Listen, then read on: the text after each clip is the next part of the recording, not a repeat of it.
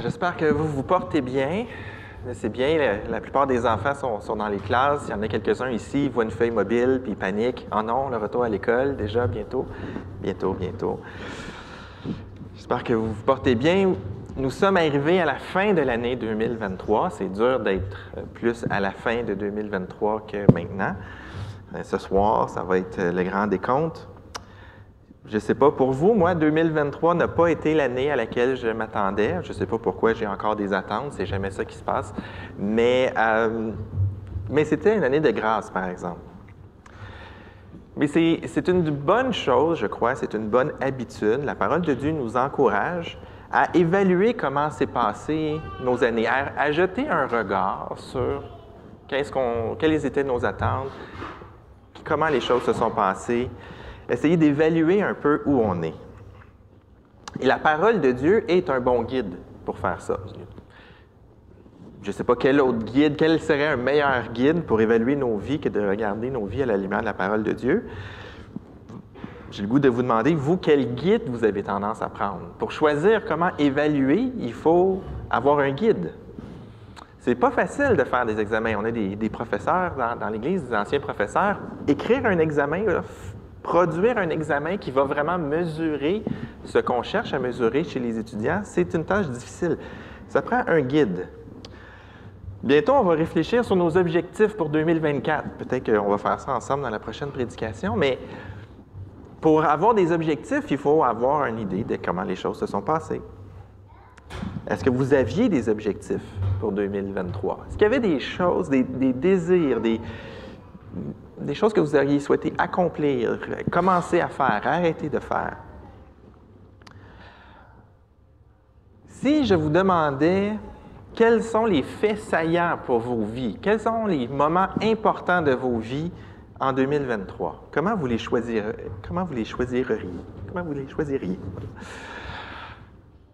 Je pose cette question-là souvent dans les rencontres jeunesse. Je demande aux jeunes comment a été leur semaine. Je leur demande un moment fort et un moment moins fort, un moment pas le fun de leur semaine, qu'ils veulent partager avec le groupe. Et c'est très révélateur, ce genre de réponse-là. Ils peuvent me dire n'importe quoi, un moment qu'ils ont aimé, un moment qu'ils n'ont vraiment pas aimé dans leur semaine. Et c'est différent pour chacun. On voit qu'est-ce qui les anime, qu'est-ce qu'ils ont trouvé important au point de vouloir le partager et qu'est-ce qu'ils ont trouvé difficile au point de vouloir partager. On découvre comment ils sont prêts à ouvrir un peu leur cœur devant le groupe, comment ils sont prêts à partager leur intimité, mais surtout de voir qu'est-ce qu'ils ont trouvé important. Un moment négatif qui est important, un moment positif qui est important. Vous, si vous deviez choisir quels sont les moments forts et les moments faibles de votre année, les moments que vous avez vraiment aimés, les moments que vous avez vraiment détestés, si vous les écrivez sur une feuille de papier et que vous regardez pourquoi c'est ce genre d'événements-là qui sont là, ça va révéler une partie de votre cœur. C'est des réponses très instructives. Est-ce que vous vous étiez donné des objectifs? Il y a des gens qui aiment mieux ne pas se donner d'objectifs. Si je ne me donne pas d'objectifs, je ne vais pas être déçu de ne pas avoir atteint mes objectifs. Mais ça, c'est un objectif, ne pas vouloir être déçu. Ça révèle quelque chose. Quelqu'un qui me dit « Moi, j'ai jamais d'objectif ». Bien, ça révèle un objectif, ça révèle quelque chose d'important dans son cœur. La plupart du temps, on retrouve des objectifs du style « Je veux faire plus d'exercice, je veux manger mieux, je veux finir mon diplôme » ou « Je veux commencer des études ». On a souvent ce genre d'objectifs-là. On a aussi les versions plus spirituelles des objectifs. Je veux lire ma Bible davantage, je veux prier plus, je veux aller à l'Église plus. Je trouve ça intéressant comme objectif parce que, imaginez si votre conjoint venait vous voir et vous disait « Chérie, j'ai réfléchi.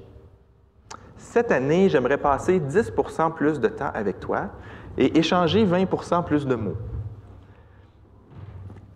Est-ce que vous trouveriez ça romantique? C'est un peu étrange. On n'a pas des objectifs comme ça dans nos relations.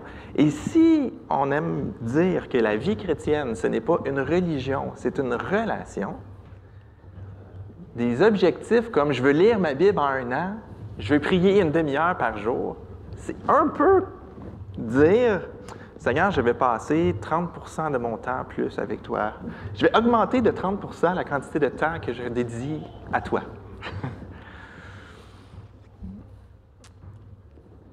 Est-ce que c'est raisonnable d'avoir des objectifs comme ça? C'est pas des mauvaises choses, hein?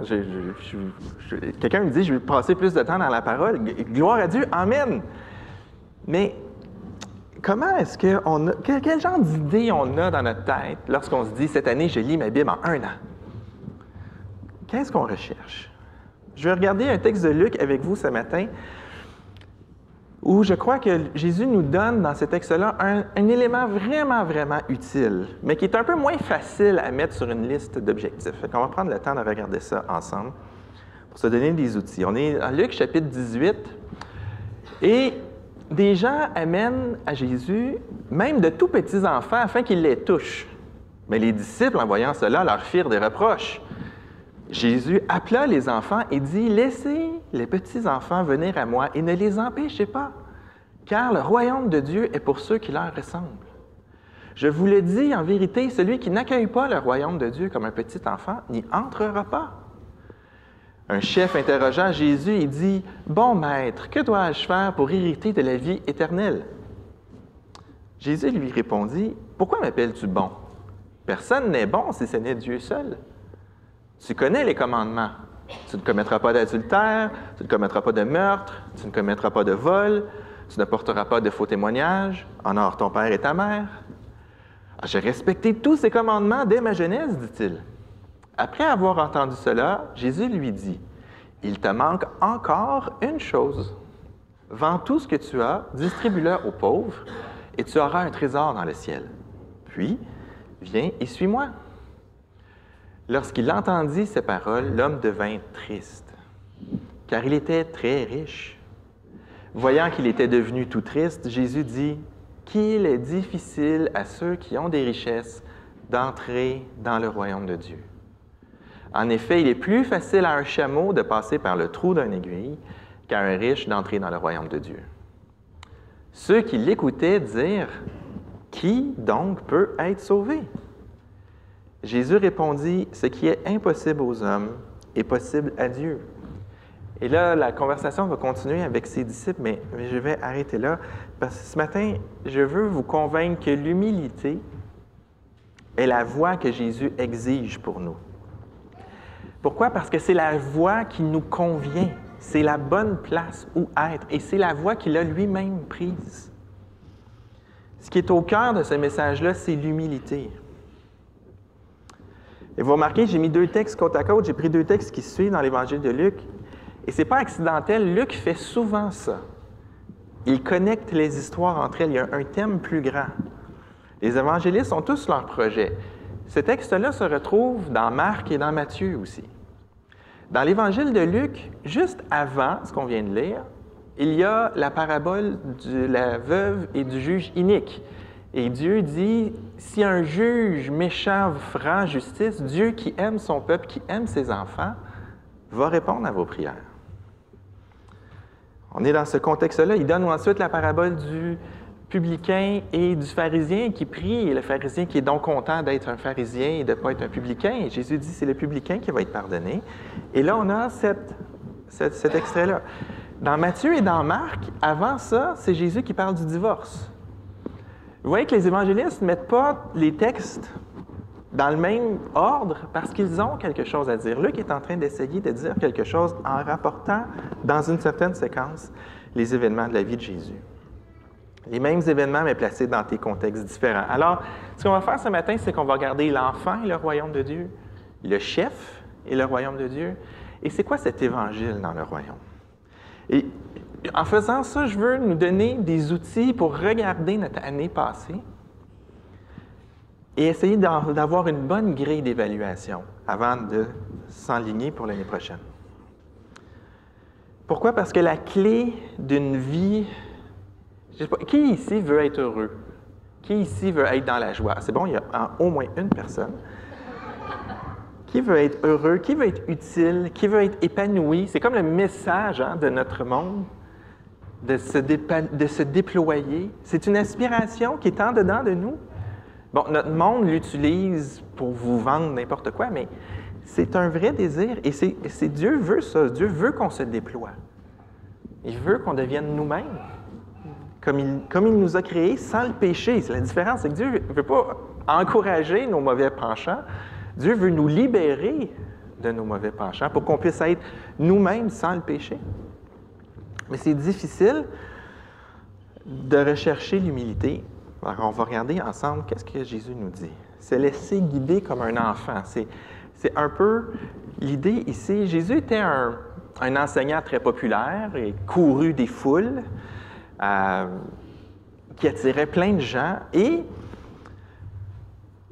après la conclusion étrange de la parabole du collecteur d'impôts et du pharisien, Jésus va dire « Celui qui s'élève va être abaissé, celui qui s'abaisse va être élevé ». Les gens sont encore sous le choc de ça. Et Luc nous présente ce conflit entre lui et ses disciples. Parce que c'est ça qui se passe ici. Il y a un conflit entre Jésus et ses disciples. Les gens lui amènent les tout petits enfants et les disciples font des reproches. Ils amènent aussi les petits enfants devant Jésus.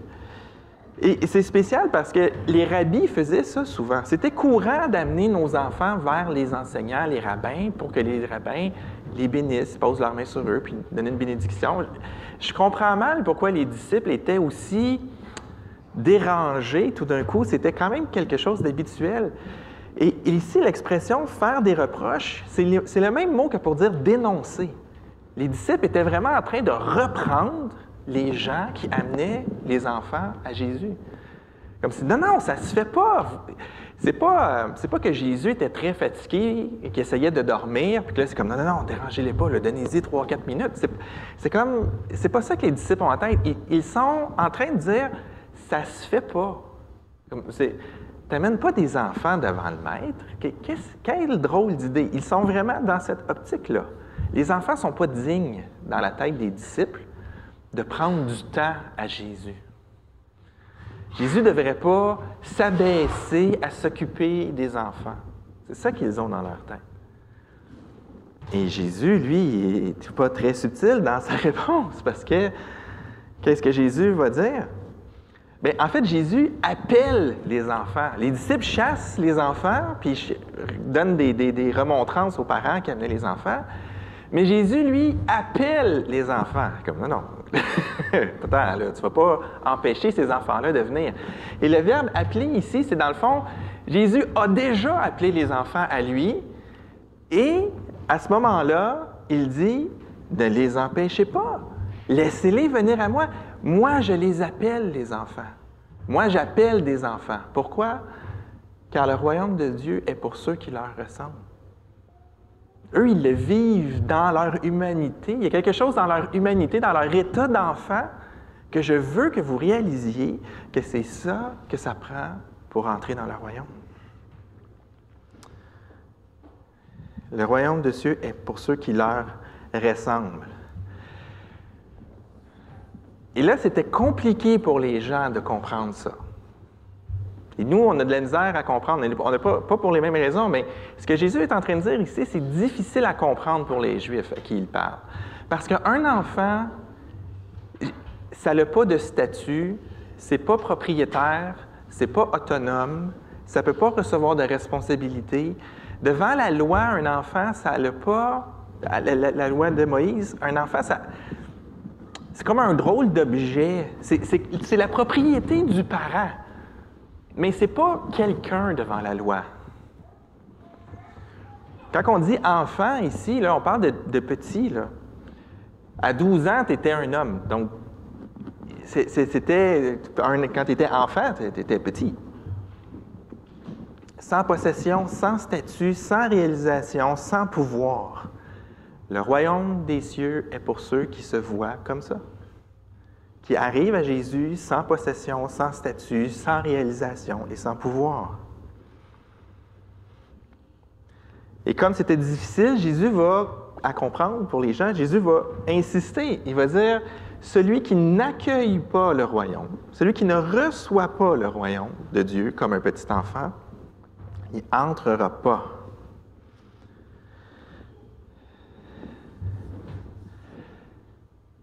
Celui qui n'accueille pas le royaume.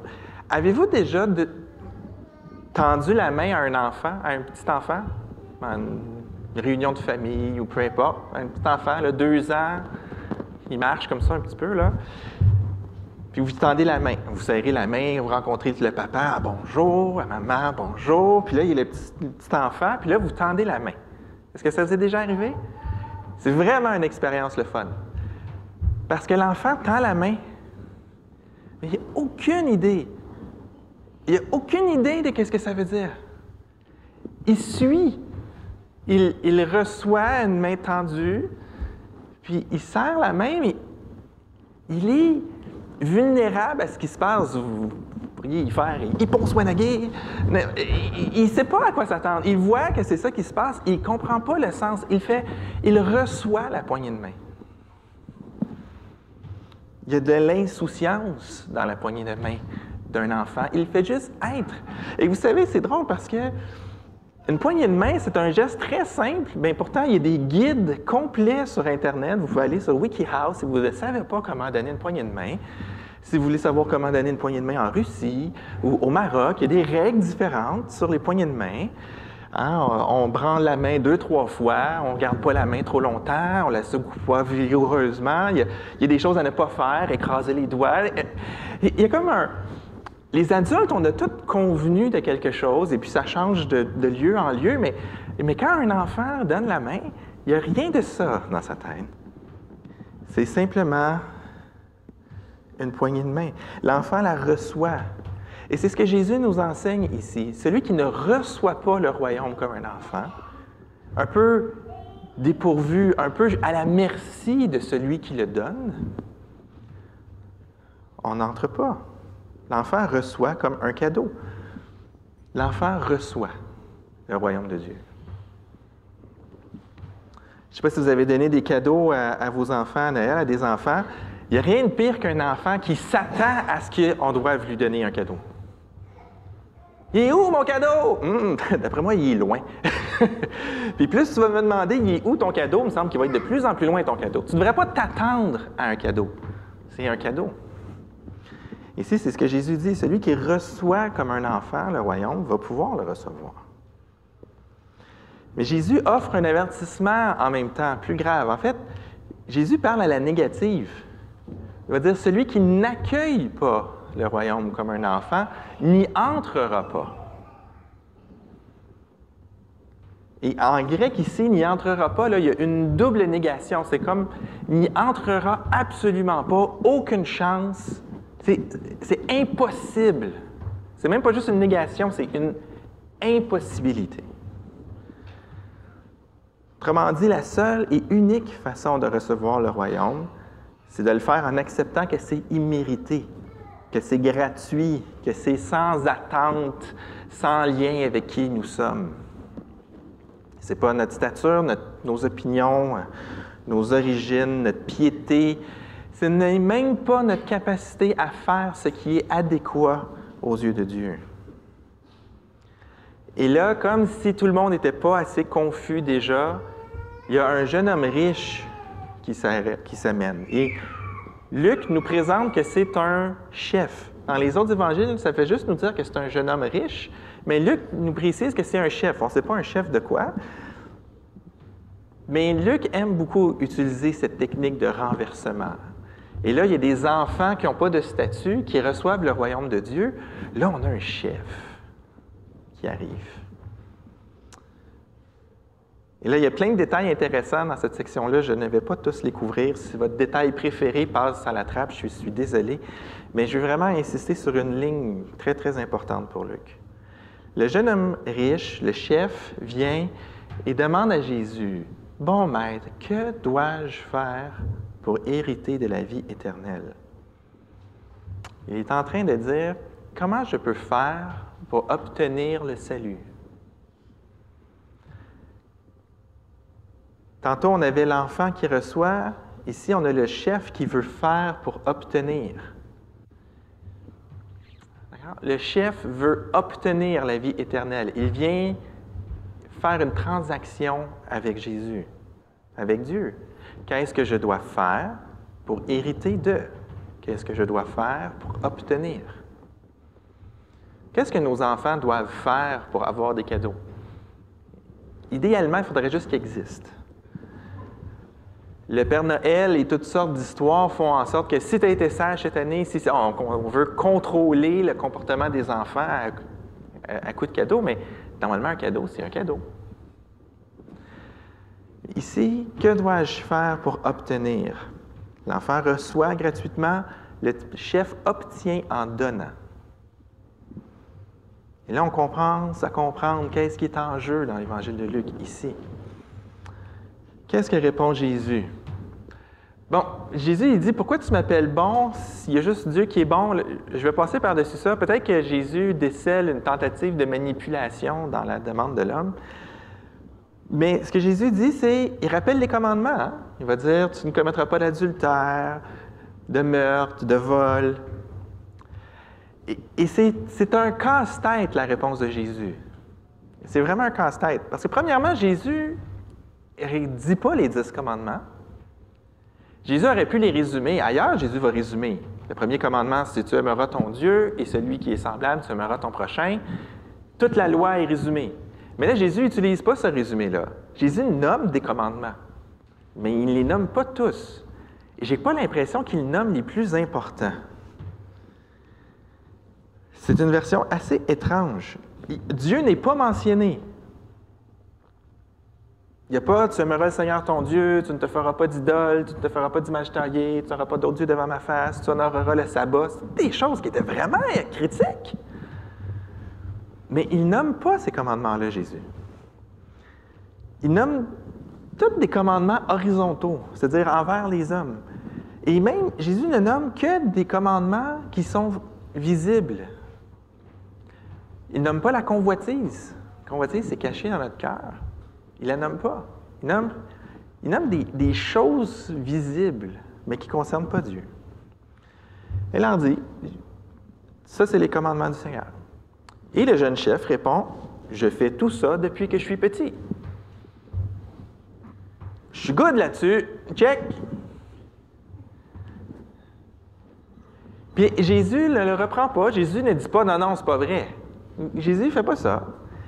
Jésus rajoute de la complexité en disant, « Il te manque encore quelque chose. » C'est vraiment un casse-tête. « Vends tout ce que tu as, distribue-le aux pauvres, puis viens et suis-moi. » Jésus ne demande pas que l'argent revienne vers lui. Jésus ne demande pas que l'argent aille au temple. Jésus demande que l'argent aille aux pauvres. Ça va disparaître. Cette offrande-là que ce jeune homme-là ferait, que ce chef-là ferait, va disparaître complètement dans les besoins de plein de gens. Jésus ne dit pas « Vends tout, comme ça tu vas avoir de l'argent pour me suivre. On est itinérant, on se promène partout, il faut acheter des affaires partout, tu vas financer le voyage. » Jésus ne dit rien de ça. Fais disparaître la trace que tu avais de l'argent. Et suis-moi. Il y a 4 façons souvent de comprendre ce texte-là. Il y en a qui disent que quand Jésus dit ça, c'est pour répondre à « Que dois-je faire pour être sauvé? » Si tu veux être sauvé, sois pauvre. Et ça ne marche pas. Okay? Le nombre de passages dans les Écritures nous disent qu'on n'est pas sauvé par nos œuvres. D'accord? Donc, ce n'est pas ça. Il y en a qui vont dire que c'est exposer l'homme riche qui ne suivait pas véritablement la loi, qui aimait l'argent plus que Dieu.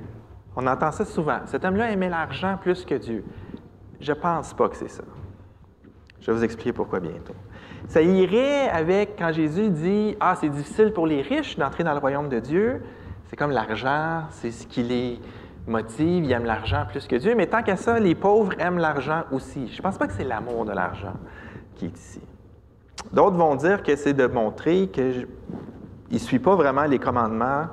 Donc Jésus lui tend un piège en quelque sorte pour révéler qu'il ne suit pas les commandements. Mais au contraire, dans les autres évangiles, on voit que quand il dit qu'il a suivi les commandements depuis qu'il est tout petit, Jésus a aimé l'homme. Jésus semble être d'accord avec la fidélité de cet homme-là. Et d'autres vont dire que l'objectif de Jésus, c'était de forcer l'homme à faire confiance à Dieu et à dépendre de lui. Et là, on commence à toucher quelque chose, je pense. Dans le contexte de l'humilité avec les enfants, la véritable réponse, c'est que l'argent elle-même, le fait que l'homme est riche, c'est pas ça le problème. Le problème, c'est que l'argent le définit. L'argent est une démonstration qu'il est quelqu'un aux yeux de Dieu. Et qu'il veut faire quelque chose pour le royaume. Cet homme-là veut contribuer au royaume. Mais Jésus, il lui rappelle qu'on n'apporte rien dans le royaume et qu'on n'apporte rien au royaume. Le royaume de Dieu n'est pas mieux avec nous, il n'est pas mieux sans nous. Le royaume de Dieu est complet avec Dieu, ça suffit. On ne peut pas acheter notre place au royaume, on ne peut pas forcer notre chemin dans le royaume avec quelque chose qui nous appartient. Cet homme-là, comme tous ses contemporains, comme aujourd'hui avec l'Évangile de la prospérité, ça revient encore cette idée-là, si tu es riche, c'est que tu es béni de Dieu. Si tu es riche, c'est que Dieu t'approuve. Si tu es quand Dieu parle à Abraham, je vais te multiplier, je vais faire exploser ta maison. Quand Job a terminé son chemin très difficile dans la souffrance, Dieu lui a comblé de richesses. Les gens ont associé la richesse avec le fait que Dieu m'approuve. Je suis bien vu aux yeux de Dieu. Regarde toutes les bénédictions qu'il déverse sur moi. Je suis approuvé de Dieu. Nous, en Occident, aujourd'hui, on voit l'argent comme quelque chose qui nous valorise, puis on peut faire plein de choses, puis on est indépendant, puis on peut flasher nos beaux habits, puis nos belles autos, puis nos belles maisons, puis c'est comme « Ah, regarde, je suis quelqu'un parce que j'ai de l'argent. » Mais à l'époque, c'était « Regarde comme Dieu m'aime, il m'a comblé de tout cet argent. » Tu voulais trouver quelqu'un de spirituel au premier siècle, tu trouvais quelqu'un qui était riche. C'est pas vrai, là, mais dans la tête des gens, c'était ça. Si la personne, elle est riche, c'est parce que Dieu déverse ses bénédictions dessus. Et je crois que c'est vraiment ça l'enjeu ici. Le jeune homme riche, ce chef, était arrivé aux yeux de Dieu. Pour lui, là, Dieu le regardait, puis il était fier de lui parce qu'il le couvrait de responsabilités et de richesses. Et c'est ça le sens. Quand Jésus dit qu'il est difficile à ceux qui ont des richesses d'entrer dans le royaume de Dieu, il n'est pas en train de dire que c'est facile aux pauvres. Mais les riches, à cette époque, ont déjà dans leur tête l'idée que Dieu les approuve et qu'ils méritent d'hériter du royaume de Dieu. Parce que Dieu les a déjà approuvés. Et Jésus est en train de faire « non, non, non, non, non ». Là, ça va être difficile pour vous là, de comprendre ça, mais ce n'est pas ça qui se passe. Les pauvres se sentent déjà rejetés, se sentent déjà pas corrects devant Dieu parce qu'ils sont pauvres. Ils sont plus enclins à recevoir le salut. Mais les riches n'ont pas l'impression d'avoir besoin du salut parce qu'ils ont déjà l'impression d'avoir l'approbation de Dieu. Est-ce que vous voyez ce qui se passe? Et c'est pour ça qu'il va dire que c'est plus difficile à un riche de rentrer qu'à un chameau de passer dans le trou d'une aiguille. C'est cette idée que les riches sont tellement convaincus de leur importance et de leur grandeur devant Dieu à cause de leur richesse.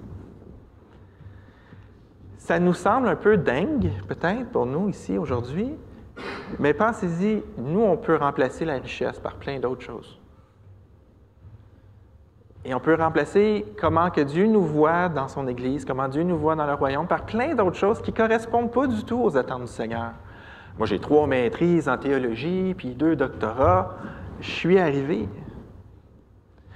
Il y a vraiment des gens qui pensent comme ça. Je donne beaucoup à l'Église. Je suis arrivé.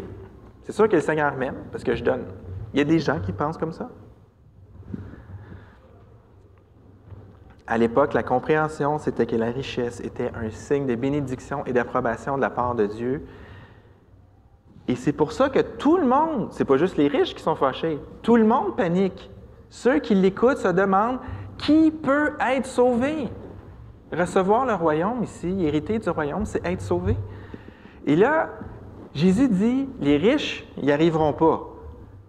avec le calcul de tout le monde, c'est si les riches ne sont pas capables, si ceux qui sont bénis de Dieu puis qui sont approuvés de Dieu ne peuvent pas hériter du royaume, qui peut être sauvé? C'est pour ça que la question, elle arrive ici. C'est ceux qui sont censés être les modèles et que de façon visible, Dieu les a bénis. Si ces gens-là ne peuvent pas hériter du royaume, c'est quoi l'espoir qu'on a, nous, d'abord? J'ai même pas les richesses. Je suis encore plus loin de Dieu que eux. Puis eux ne peuvent pas être sauvés. On est fait. On est fait. Et Jésus est d'accord. Ce qui est impossible aux hommes, c'est impossible aux hommes. Ce qui est impossible aux hommes, impossible à Dieu. Qui, par son travail, ses talents, sa morale, ses œuvres, sa capacité à respecter les commandements de Dieu depuis longtemps d'enfance, peut obtenir la vie éternelle et le salut. Toi, tu dis que toi, tu es capable? Tu penses que moi, peut-être que je serais capable? Parce que moi, je suis un pasteur en avant. Peut-être que moi, je serais capable de forcer la main à Dieu. Il n'a pas le choix de me laisser entrer dans son royaume. Mère Teresa, John Piper, Spurgeon, peu importe, choisissez. Qui peut obtenir, je choisis mes mots, qui peut obtenir, transiger avec Dieu quelque chose pour avoir le salut? Jésus le dit, personne. Personne. Personne n'est en état d'obtenir le royaume, mais un enfant, oui. Le royaume de Dieu est pour ceux qui l'accueillent comme un enfant. Fait que là, il y a quelque chose. Qu'est-ce qui va se passer?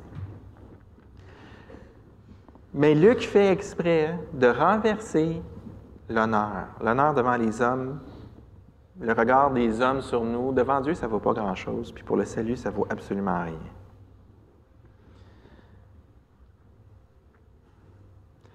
Et là, peut-être que tu m'écoutes puis tu te dis, OK, alors, comment c'est possible? Est-ce que pour Dieu, c'est possible? Comment c'est possible? Et ça, c'est l'Évangile qui arrive.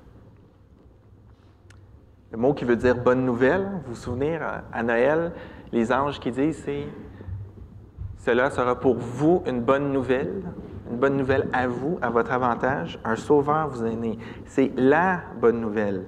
Ce qui est impossible aux hommes est possible à Dieu. Possible à Dieu, ça veut dire que Dieu en a la capacité. C'est dans ses possibilités, c'est dans les choix que Dieu a. La question, c'est va-t-il vouloir le faire? C'est possible pour Dieu. Est-ce qu'il va le faire?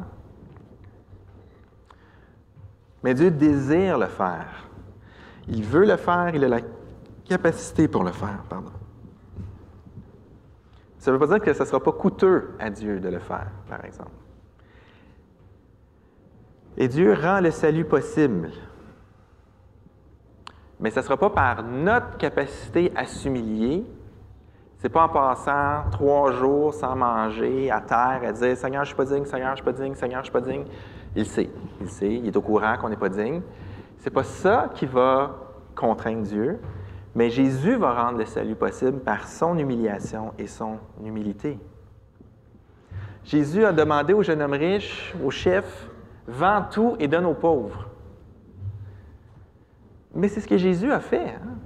Il a tout laissé au ciel et il nous donne ses richesses. On a, à nous qui sommes pauvres, on n'a rien. On n'est rien devant Dieu.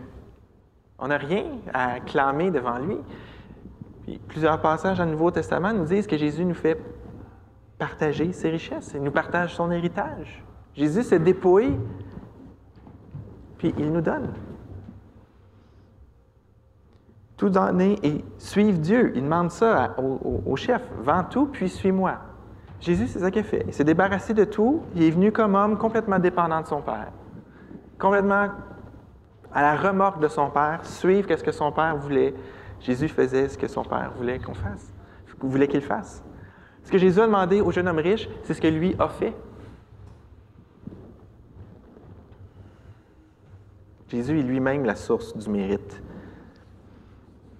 Et nous, parfois, on va utiliser les principes bibliques, on va utiliser la foi comme une inspiration pour nous donner des règles pour obtenir du mérite. Mais ça ne colle pas avec ce que l'Évangile demande. La foi nous libère, on en a parlé souvent, la foi nous libère du piège de vouloir performer. On n'est pas appelé à performer, à atteindre des choses. Ce n'est pas à ça que Dieu nous appelle. Il nous appelle à être libre du péché, puis à vivre dans l'humilité. Jésus était plus qu'un chef riche, il est le roi des rois, le chef des chefs, il donne tout, il vend tout. C'est la voie que Jésus a prise pour nous ouvrir le royaume. Frères et sœurs, c'est la voie que Jésus veut qu'on utilise dans le royaume. Pas chercher notre grandeur, pas chercher à se faire voir par les autres, pas chercher à atteindre nos propres objectifs. Où cherchez-vous le statut, la richesse et les opportunités de croissance? Jésus, lui, abandonne ça pour ouvrir le chemin du royaume. Et en passant, l'humilité, ce n'est pas de la fausse modestie. On confond ça beaucoup. Ce n'est pas non plus de l'apitoiement. « Ah, je ne suis pas bon. » De la médiocrité. Non, je ne vais pas essayer d'être meilleur. Ça serait vouloir me vanter. Je vais rester tout croche. Jésus m'a sauvé tout croche, je vais rester tout croche, comme ça. Je ne suis pas dans le danger d'essayer de performer. Ça, c'est de la fausse humilité. Mais l'humilité, c'est de se placer sous le regard de Dieu pour notre salut et notre identité et notre valeur. Seigneur, c'est ce que tu penses de moi qui compte. Et ce que tu penses de moi, c'est que ça vaut la peine d'envoyer ton Fils mourir sur une croix pour moi. C'est la valeur que j'ai à tes yeux. L'humilité, c'est de dire, bien, tu m'as donné des dons, je les mets au service de ton Église comme tu veux que je le serve. Montre-moi où est-ce que tu veux que j'aille, Seigneur. Comme Jésus demandait à son Père de lui montrer le chemin.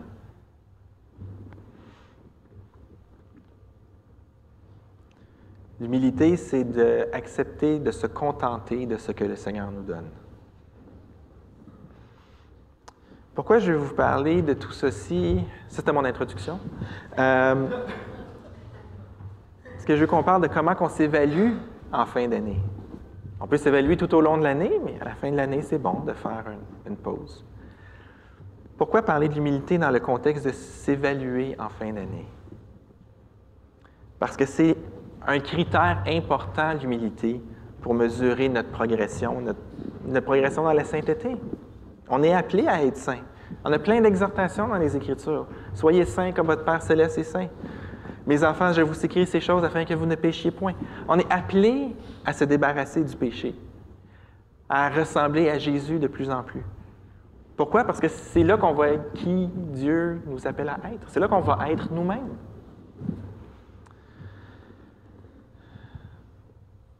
Et c'est tentant d'utiliser des choses comme « Est-ce que j'ai été fidèle dans ma lecture de la parole de Dieu? Est-ce que j'ai été présent à l'Église? Est-ce que j'ai donné quand c'était le temps de donner? Est-ce que j'ai pris plus de responsabilités dans l'Église? » C'est tentant de prendre ces choses-là et d'en faire des critères pour s'évaluer. Et ce ne sont pas des mauvaises choses, je le répète. Mais ce sont des choses où notre orgueil peut venir s'infiltrer. On utilise des concepts de performance pour évaluer notre vie, des fois même celle des autres, mais même sans entrer là, juste notre propre vie. Ce ne sont pas des bons critères. Ce sont des bonnes choses à rechercher si nous les recherchons dans notre dépendance. J'ai introduit un nouveau mot, dans notre dépendance à Jésus. On est dépendant de Jésus. Et si entrer dans le royaume nous demande d'être comme un enfant et de ne pas chercher à performer, grandir dans le royaume va demander toujours la même chose. D'être humble puis de ne pas chercher à s'élever. C'est pas facile. Et c'est sournois. C'est sournois, ce genre de choses-là. J'ai lu un livre qui s'appelle Reset pour un de mes cours cette session-ci. Ça parle de la dépression, d'épuisement professionnel et spirituel chez les pasteurs. D'accord? Et bon, les pasteurs, une des choses qu'on ne fait pas, c'est qu'on ne dort pas, parce qu'il y a toujours du travail à faire, donc on se couche tard, on se lève de bonne heure. Il y a toujours plus de choses pour lesquelles étudier, pour lesquelles prier, plus de choses à préparer, plus. Alors, les pasteurs dorment pas. Et bon, le livre fait le tour d'un paquet de choses, puis dans le chapitre sur le sommeil, qui est vraiment très bon, des fois, il veut nous rappeler que c'est pas nous qui faisons tout, c'est le Seigneur qui travaille. Donc, quand on prend le temps de dormir, on se place dans une position d'humilité, de dire, Seigneur, les choses vont avancer, pas parce que moi, je travaille encore 4 heures puis que je me couche à 2 heures du matin, mais parce que toi, tu travailles, toi, tu t'occupes de ton Église. Ils veulent replacer ces choses-là en place parce que les pasteurs ont tendance à déplacer leur identité dans le fait qu'ils font des choses pour le peuple de Dieu. Mais même au cœur de ce chapitre-là, il y a des genres de petites promesses. Comme si tu dors plus, tu vas être plus efficace. Ah, mais je veux être efficace, je veux produire plus, donc je vais dormir. On essaie d'éviter un piège, mais on a tendance à toujours vouloir retomber dedans. On veut performer. Mais à part des petites coquilles comme ça, ce livre-là essaie de replacer l'humilité et notre identité à la bonne place. Tout faire pour la gloire de Dieu, ça devrait être notre motivation. Et soyons conscients que notre cœur nous joue des tours. Je veux vous parler d'un truc qui est un piège. C'est les plans de lecture de la Bible. C'est excellent, frères et sœurs, d'avoir un plan de lecture de la Bible. C'est une excellente idée. Et si vous pouvez vous mettre en groupe pour le faire, c'est excellent. Vous pouvez vous encourager. Qu'est-ce que j'ai lu? Ah, j'ai lu ça, ça m'a frappé. Et puis tout le monde a lu le même texte cette semaine en Église Maison. C'est génial de faire ça. C'est vraiment un super outil. Ça vient avec 2 pièges. Il faut juste en être conscient. Le premier piège, c'est celui de performer. C'est de se dépêcher à lire les chapitres, à ne pas vouloir être en retard, à être content de ne pas être en retard. Je suis le seul qui n'est pas en retard dans mon Église Maison. Yes! OK. On est des bébites simples, là. C'est ça. Et ça, c'est une des choses qui va se passer.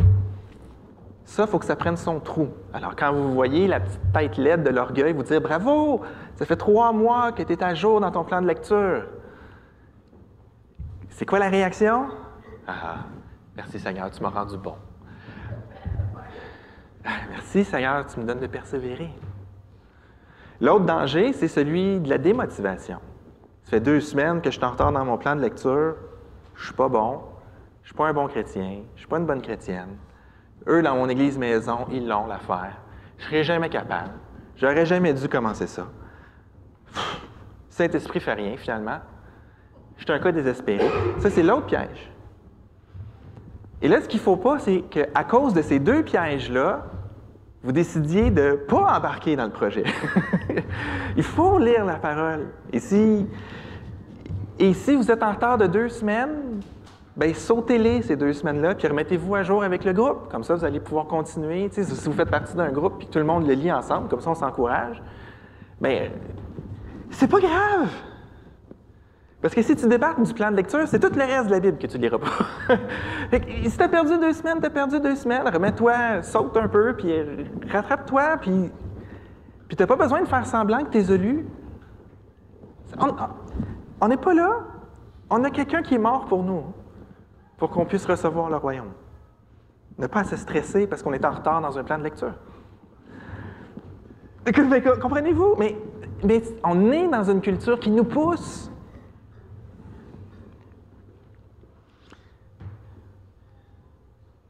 Avez-vous grandi en humilité cette année? Ça, c'est une bonne question. Il ne faut pas répondre par oui ou par non. Il faut développer. Okay? Jean, il dit, si tu réponds oui, tu es orgueilleux. Non! C'est pas vrai!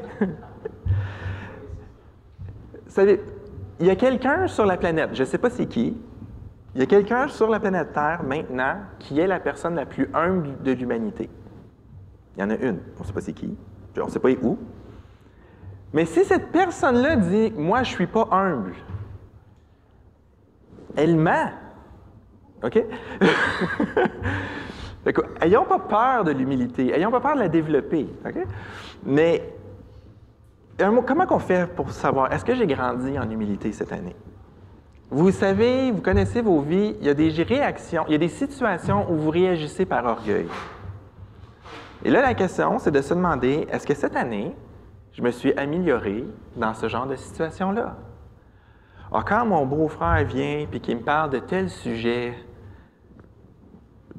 je me mets en colère, je vire fou, ça m'énerve.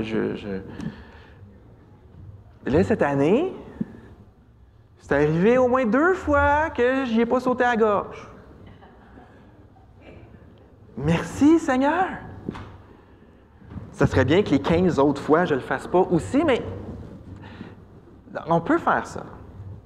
Si vous voyez que non, il y a une situation, il y a un genre de situation qui vous vient en tête, puis vous voyez que c'est toujours l'orgueil qui gagne, mais Seigneur, je veux grandir dans cette situation-là.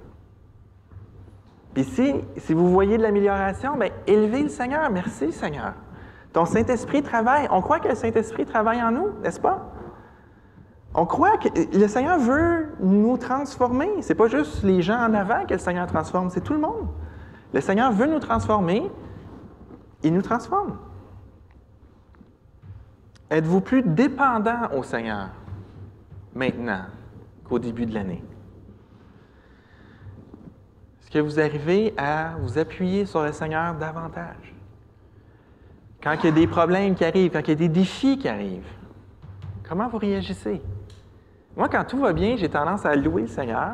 Puis là, il y a des affaires qui arrivent, je suis comme « OK, il faut régler le problème. » Il faut que j'apprenne à être dépendant du Seigneur là-dedans. Fait que là, il y a la version 1 qui est « Il y a un problème qui arrive. OK, Seigneur, il faut que tu m'aides. » Bon, au moins, j'ai demandé de l'aide au Seigneur, mais être dépendant du Seigneur, c'est l'amener avec nous dans la situation. Est-ce que vous arrivez à être dépendant du Seigneur? Seigneur, j'ai confiance dans cette situation-là parce que je sais que tu es là. Je ne sais pas comment ça va tourner, mais je sais que tu es avec moi dans ce chemin-là. Montre-moi comment tu veux qu'on marche dans cette épreuve-là, dans ce défi-là. Si vous ne savez pas comment répondre à ces questions-là, ça se peut que c'est la première fois que vous voyez ce genre de questions-là.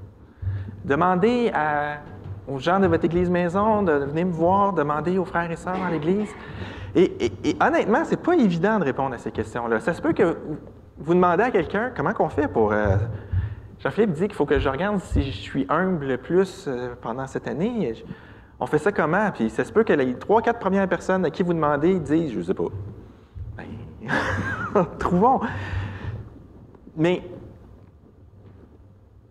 c'est évident. Des fois, je ne sais pas comment faire pour dépendre au Seigneur. Il y a une situation qui arrive, je dis, Seigneur, je ne sais pas comment je vais faire pour la vivre en étant dépendant de toi. Alors, Seigneur, je suis dépendant de toi pour que tu m'aides à être dépendant de toi. Mais c'est même pas une blague. Il faut commencer là. Si on veut grandir, il faut commencer là. Seigneur, je ne sais pas, cette situation-là arrive, puis je ne sais pas comment je vais être en prière pendant ce temps-là. Je ne sais pas comment. Je ne sais pas comment, Seigneur, donne-moi une grâce particulière pour que cette fois-ci, je puisse le vivre sans comprendre comment ça se fait que je l'ai vécu, juste pour m'aider à saisir qu'est-ce que ça veut dire d'être dépendant de toi dans cette situation.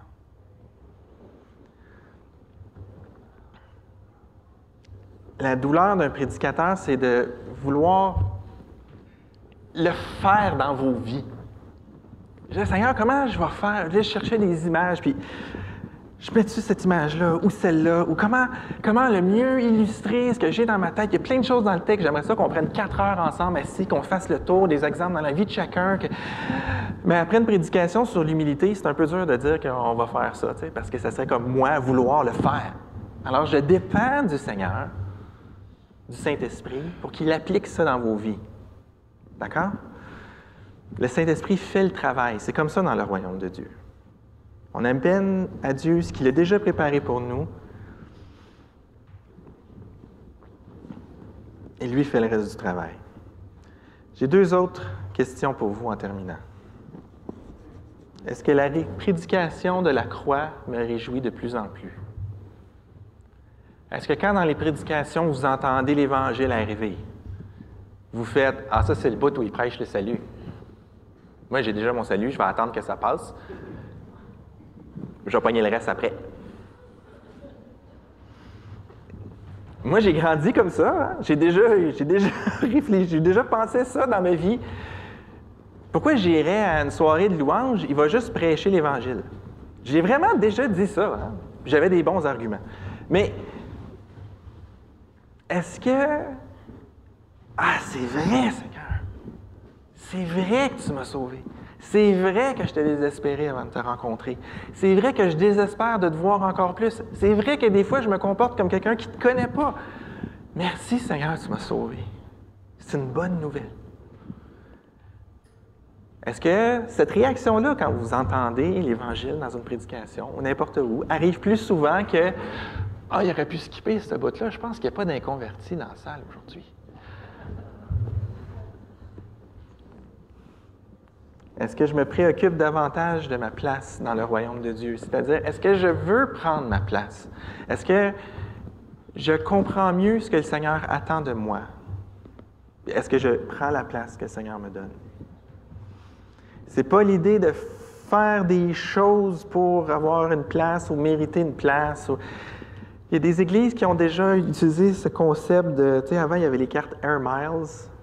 Puis là, il y a des gens qui ont comme dit, il y a des God Miles. Quand on fait des œuvres, ça nous amène des choses dans le royaume. Et c'est vrai, hein, la parole de Dieu suggère cette idée-là, mais c'est comme devenu complètement détourné pour une... Hey, j'ai investi dans ma retraite au ciel, je fais des œuvres. Oh. Comment passer à côté? Le salut n'est pas une transaction donnant-donnant. Et la vie chrétienne après n'est pas une transaction donnant-donnant avec le Seigneur.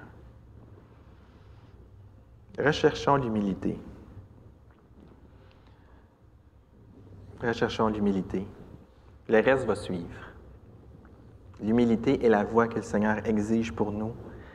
C'est la voie qui nous convient, c'est la voie qui va nous faire du bien et qui va nous amener la joie. Et c'est la voie qu'il a lui-même ouverte.